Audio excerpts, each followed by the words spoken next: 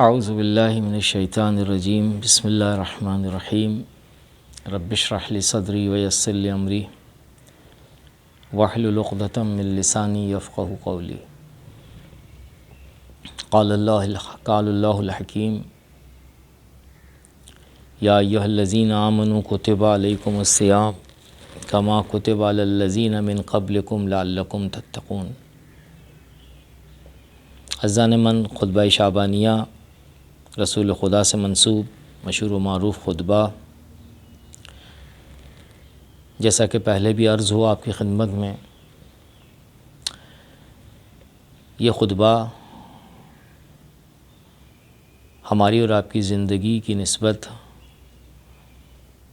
طریقہ حیات کو بیان کرنے والا خطبہ ہے،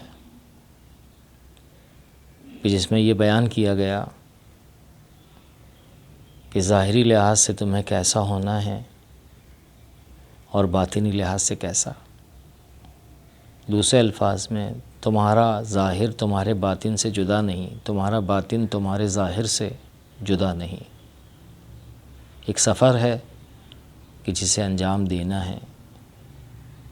اس سفر کو خداوند عالم نے انا للہ و انا الیہ راجعون سے تعبیر کیا۔ یا ایھا الانسان انک قادح الی ربک قدحف ملاقیہ سے تعبیر کیا۔ رسول اسلام اپنے الفاظ میں اس خطبے کے آغاز سے لے کر انتہا تک اسی مطلب کو بیان کرتے ہیں کہ اے عزیز انسان، تو مسافر ہے، مسافر الی اللہ ہے۔ دوسرے الفاظ میں، عزیزوں آسان الفاظ میں، یہ مہینہ اپنے آپ کو جاننے کا مہینہ ہے، اور اپنے آپ کو انسان جان نہیں سکتا جب تک قیام نہ کرے، جب تک حرکت کو انجام نہ دے۔ بس قیام اس مہینے کے ناموں میں سے ایک نام ہے، شہر قیام۔ رسول اسلام آخر خطبے میں اس مطلب تک پہنچے ہیں اور ہمیں پہنچایا ہے کہ ایھا الناس ان ابواب الجنان من ھذا الشہر مفتحۃ، بہت ہی عمدہ ہے، بہت لذیذ ہے۔ حسب معمول ہم آپ کی خدمت میں دوبارہ عرض کریں گے کہ جس طرح سے پچھلی نشستوں میں ہم نے آپ کی خدمت میں عرض کیا کہ ظاہری الفاظ ہیں، لیکن انہی الفاظ کے ذریعے سے رسول اسلام باطن کو ہمیں دکھلا رہے ہیں۔ وما ینطق عن الہوی ان ہوا الا وحی یوحی کی منزل پر ہے، یعنی اللہ بول رہا ہے۔ اے لوگوں، جانتے ہو یہ مہینہ کیسا مہینہ ہے؟ جنت کے دروازے تم پر کھول دیے گئے ہیں اور کھلے ہوئے ہیں، مفتحہ۔ یہاں سے معلوم ہو رہا ہے کہ یہ مہینہ جنت کے دروازوں کو کھولنے کا مہینہ ہے اور کھلے رہنے کا مہینہ ہے، لیکن بشرطہا و شروطہا ہے۔ کیونکہ اگر آپ کو یاد ہو، ابتدائے خطبے میں رسول اسلام نے یہی فرمایا کہ شقی وہ ہے کہ جو اس مہینے کی مغفرت سے محروم رہے۔ یعنی دوسرے الفاظ میں اگر اس جملے کو، اس فقرے کو رسول اسلام کے اس نورانی فقرے کے ساتھ اٹیچ کریں تو ایک دوسرے کی تفسیر ہوتے ہوئے نظر آتے ہیں۔ بس شقی کون نہیں ہے، سعید کون ہے؟ سعید وہ ہے کہ جو خدا کی رحمت سے نزدیک ہو، محروم نہ ہو، اس پر دروازے کھلے ہوئے ہیں۔ ایھا الناس ان ابواب الجنان من فی ھذا الشہر مفتحہ، اللہ نے عزیزوں دروازے کھول دیے ہیں۔ اب اپنے ہاتھوں سے ہم خود ہی بند کر دیں تو اس میں اللہ کا قصور نہیں ہے۔ فاسألوا ربکم، جب دروازے کھلے ہوئے ہیں رسول اسلام فرماتے ہیں تو پھر سوال کرو اللہ سے، ان لا یغلقھا عنکم، یہی جو ہم نے تھوڑی دیر پہلے آپ کی خدمت میں عرض کیا۔ شقی وہ ہے کہ جو اللہ کی غفران سے محروم رہے اس مہینے میں۔ اپنے ہاتھوں سے میں اور آپ ان کھلے ہوئے دروازوں کو بند نہ کریں، فاسألوا، سوال کرو، التجا کرو، گڑ گڑاؤ اپنے پروردگار کے حضور حاضر ہو کر، بارلہا ان لا یغلقہا عنکم، رسول خدا فرماتے ہیں تم پر وہ ان دروازوں کو بند نہ کرے۔ اور رسول اسلام نے اس سے پہلے طریقہ بیان کیا ہے، طویل ترین سجدے انجام دیں، اس کی یاد میں اپنے آپ کو مشغول رکھیں، اپنی پشتوں سے اس بوجھ کو ہٹا دیں کہ جو گناہوں کا بوجھ ہے۔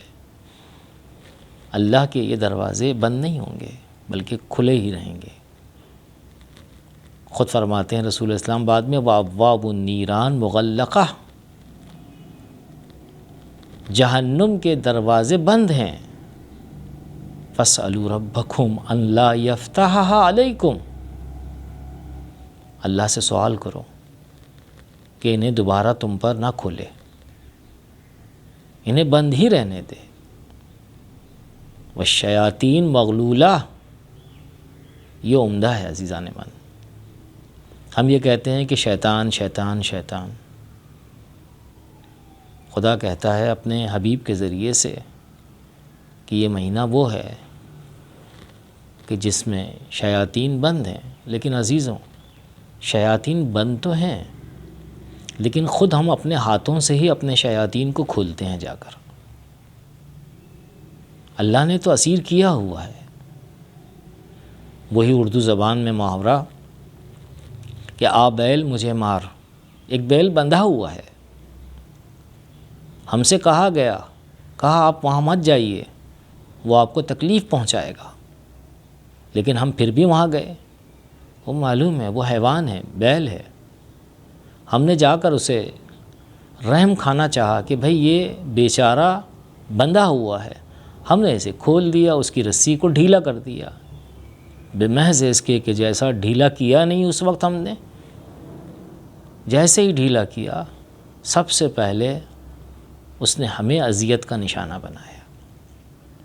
شیطان عزیزوں انسان کا کھلا دشمن ہے، خود خداوند عالم قرآن میں کہتا ہے عدو مبین ہے یہ، خبردار اس پر بھروسہ مت کرنا، اس پر رحم مت کھانا، تمہارے شیاطین اس مہینے میں ہم نے بند کیے ہوئے، اسے بند ہی رہنے دو۔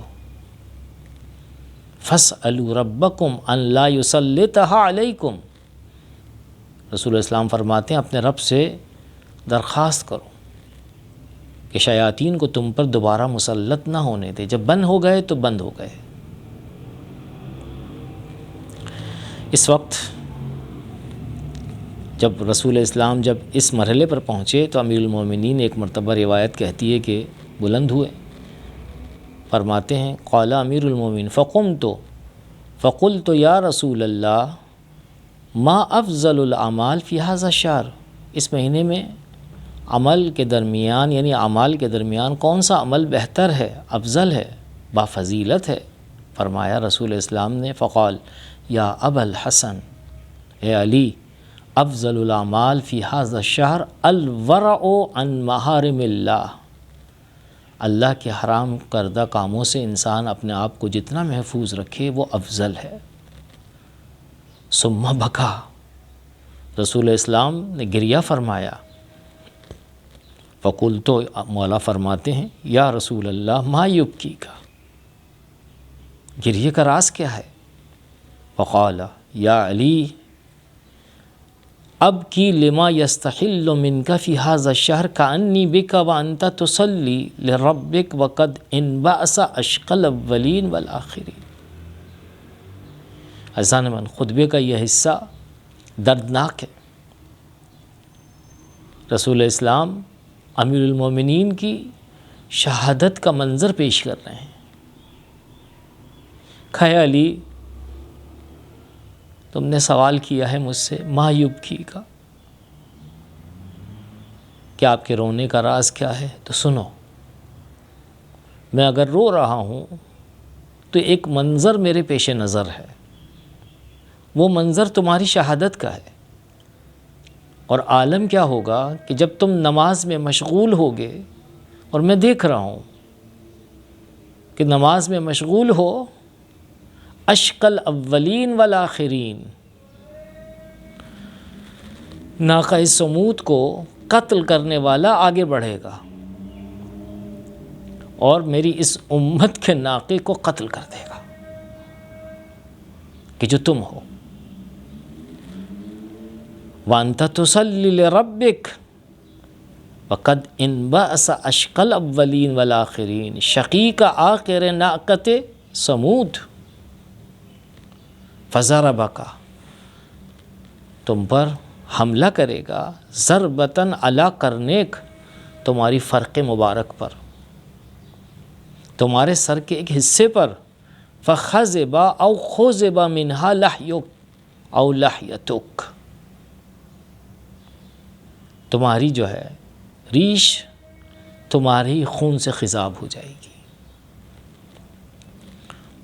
قال امیر المومنین، اس مقام پر مولا مزید ایک سوال کرتے ہیں، فقلت یا رسول اللہ ذالک من سلامت من دینی، بہت ہی عمدہ ہے عزیزان من، یہ قابل غور ہے، ہم سب کے لیے جو ہے مشعل راہ ہے یہ جملہ مولا کائنات کا۔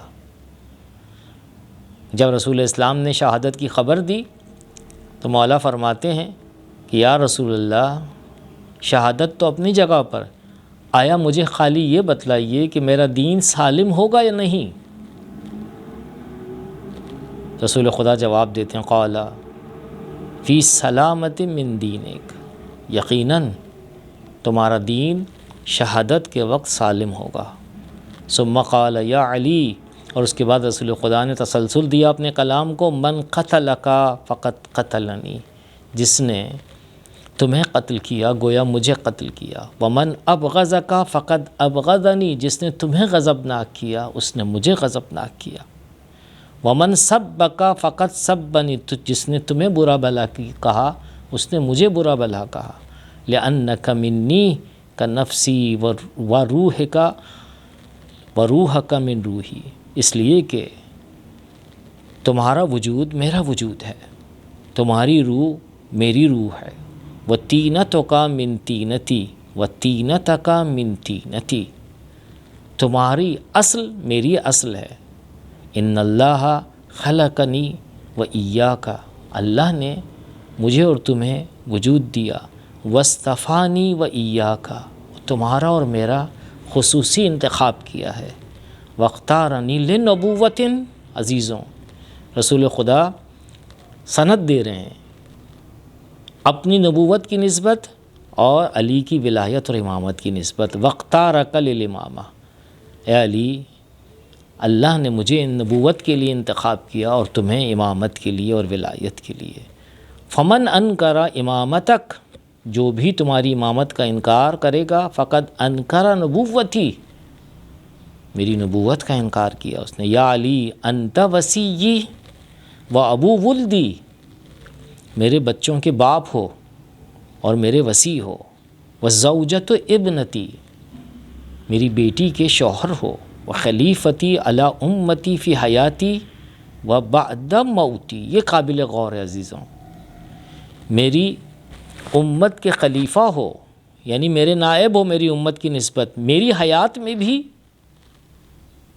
وبعد موتی، امر کا امری، تمہارا امر میرا امر ہے، ونحیو کا نحیی، تمہارا منع کر دینا میرا منع کر دینا ہے، اقسم بالذی بعثنی بالنبوہ، قسم کھاتا ہوں اس پروردگار کی کہ جس نے مجھے مبعوث بے نبوت اور رسالت کیا، وجعلنی خیر البریہ، اور مجھے جو ہے لوگوں کے درمیان بہترین انسان قرار دیا، انک حجت اللہ علی خلقہ و امینہ علی سرہ، تم مخلوق خدا کی نسبت حجت پروردگار ہو و اس کے امانت دار ہو اس کے راز کی نسبت، یعنی خدا کے راز کی نسبت، اللہ سرہ و خلیفتہ، اور آپ اے علی تم خلیفہ ہو ان کے بندوں کی نسبت، یعنی اللہ کے بندوں کی نسبت۔